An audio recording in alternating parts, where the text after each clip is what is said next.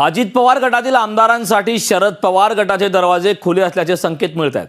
अजित पवार यांच्यासोबत गेलेले 20 आमदार संपर्कात असल्याचा दावा शरद पवार गटाचे प्रदेशाध्यक्ष जयंत पाटील यांनी केलाय। जुन्नरच्या दौऱ्यामध्ये शरद पवार यांच्यासोबत तटस्थ असलेले आमदार अतुल बेनके यांच्या दिवसभराच्या प्रवासातूनही हेच संकेत मिळताना दिसत आहेत। अजित पवार गटाच्या आमदारांसाठी शरद पवारांचे दरवाजे खुले। अजित पवारांसोबतचे 20 आमदार संपर्कात, जयंत पाटील यांचा दावा। शरद पवारांच्या जुन्नर दौऱ्यात आमदार अतुल बेनके दिवसभर सोबतीला। अजित पवारांसोबत गेलेल्यांना पुन्हा पक्षात प्रवेश नाही, ही शरद पवारांची भूमिका बदलली का, असाही प्रश्न आता निर्माण झालाय।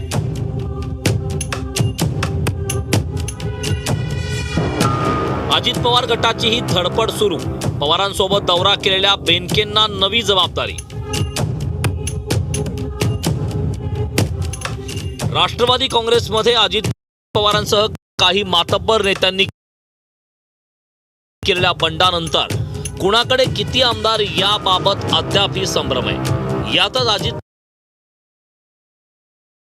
पवार गटाचे 20 आमदार आपल्या संपर्कात असल्याचा दावा हा शरद पवार गटाचे प्रदेशाध्यक्ष जयंत पाटील यांनी केलाय। सत्तेत अजित पवार गट सामील झाला,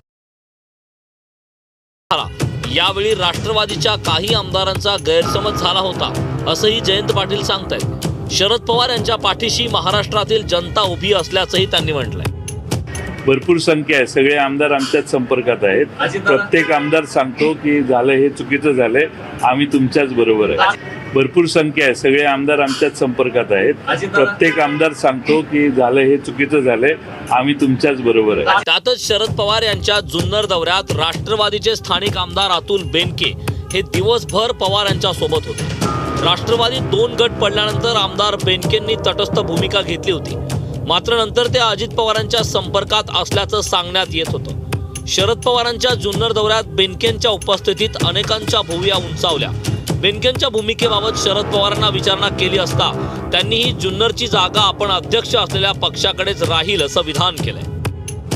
आज महाराष्ट्रामध्ये आणि महाराष्ट्राच्या बाहेर सुद्धा राष्ट्रवादी काँग्रेस पक्षाचा संस्थापक कोण आहे हे साधारणतः लोकांना माहिती आहे, आणि त्यामुळं लोकांची भावना ही अनुकूल आहे असं जे आमचे लोक सांगतात त्याच्यात तथ्य आहे। शरद पवार आणि त्यांच्या पाठोपाठ जयंत पाटील यांनी केलेल्या वक्तव्यानं अजित पवारांच्या गटातील आमदारांना दरवाजे खुले असल्याचे संकेत मिळाल्याचं मानण्यात येतं। काही दिवसापूर्वीच शरद पवारांनी भाजपसोबत गेलेल्यांना पुन्हा पक्षात घेणार नसल्याचं स्पष्ट केलं होतं।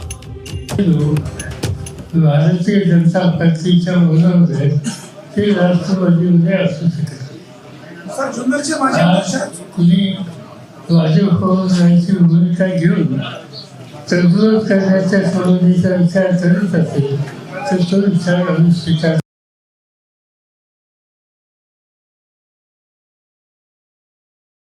नाही। शरद पवार गटातील या हालचालीनंतर अजित पवार गटही सतर्क झालाय। जुन्नर तालुक्यात 5 दिवसांनी होणाऱ्या ग्राहक मेळाव्यास अजित पवार उपस्थित राहणार आहेत। या मेळाव्याच्या निमित्तानं शक्ती प्रदर्शन करण्याची जबाबदारी बेनके यांच्या खांद्यावर टाकण्यात आली। त्यामुळे शरद पवारांच्या उपस्थितीतील आदिवासी विकास परिषदेप्रमाणेच हा ग्राहक पंचायत मेळावाही बेनकेंना यशस्वी करून दाखवावा लागणार आहे।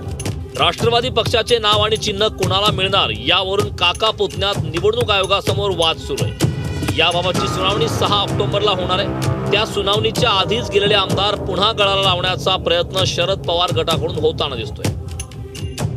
खरा राष्ट्रवादी पक्ष कोणता हे ठरण्या अगोदरच राष्ट्रवादी काँग्रेस पक्षातून बाहेर पडलेले हे आमदार आताच चलबिचल झालेले आहेत।